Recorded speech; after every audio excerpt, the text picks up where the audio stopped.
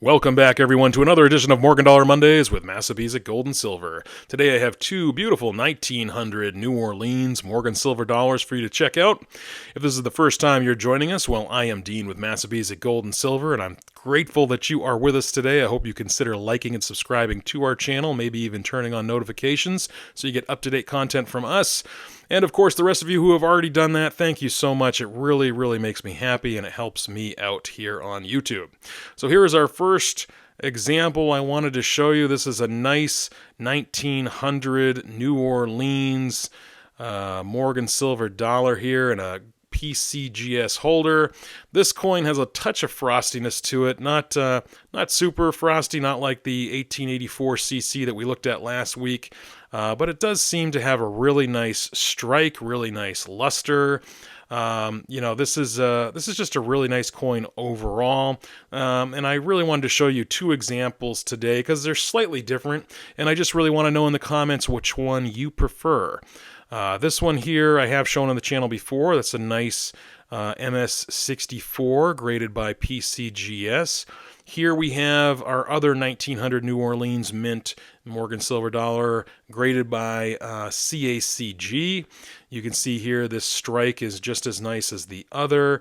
This one's obviously a little bit of a darker coin because of the toning, but you can see that the luster is quite nice as I turn it here in the light.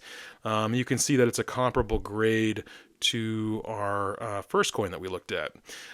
This is just a really nice coin overall. I like both coins, to be honest, but I do have a favorite. I'm going to hold back on which one is my favorite, and I hope that you put in the comments which one is your favorite.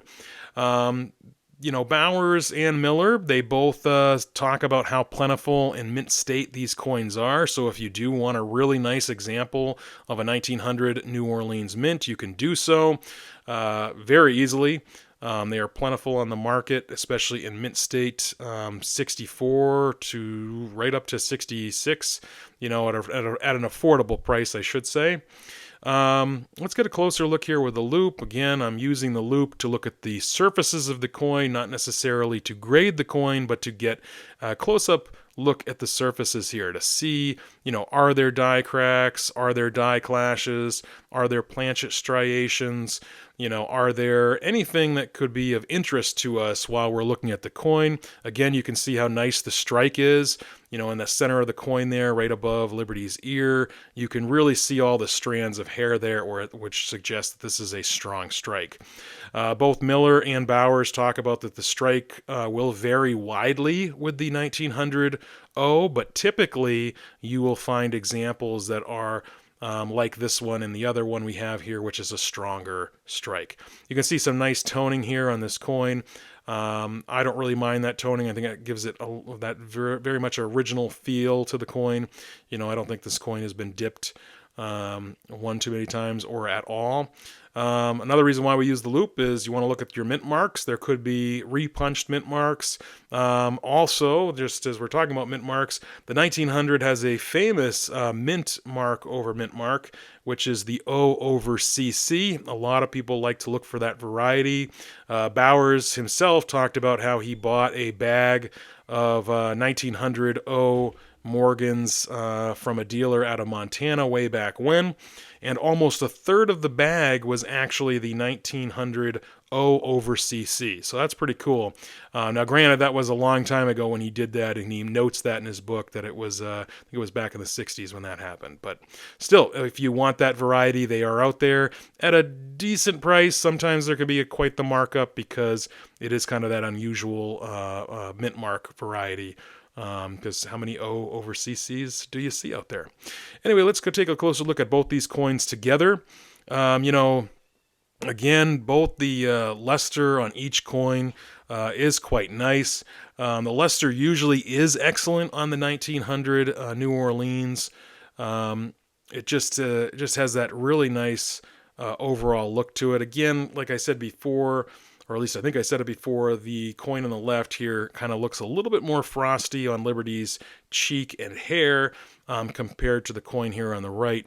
But overall, these tend not to be as frosty as, say, the 84cc like we saw last week. But again, you can find really nice examples of these. There are a lot of nice proof-like coins, and even deep mirror proof-like coins as well, with more of that cameo look.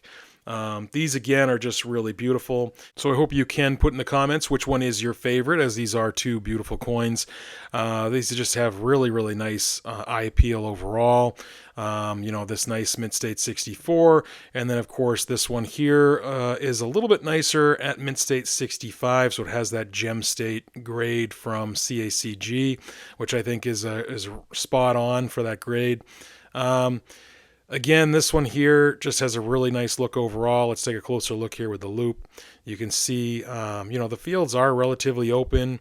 A little more contact marks in the cheek, and a little bit here or there. I think that's why PCGS gave this the Mint State 64 grade. I think that is an accurate grade. As you kind of look around here, you can see those contact marks, and I don't see any breaks in luster. Obviously, if there were breaks in luster, this would get a much lower grade, but you can see here, that there are a little bit more contact marks compared to the Gem State coin that we have from CACG.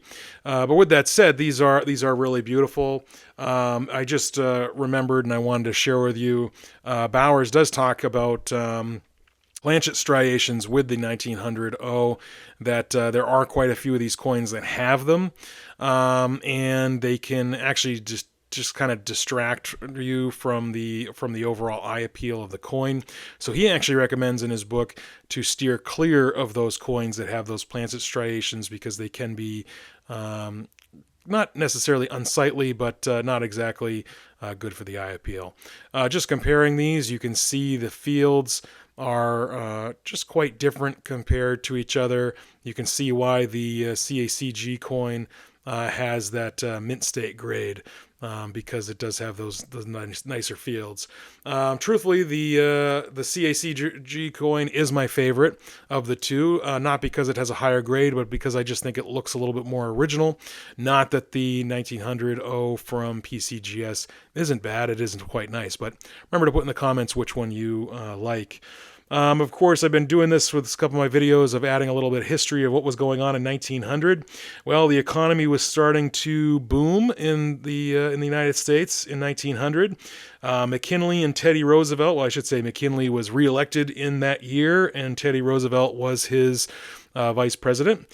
And also in 1900, Frank Baum's novel, The Wizard of Oz, was first published.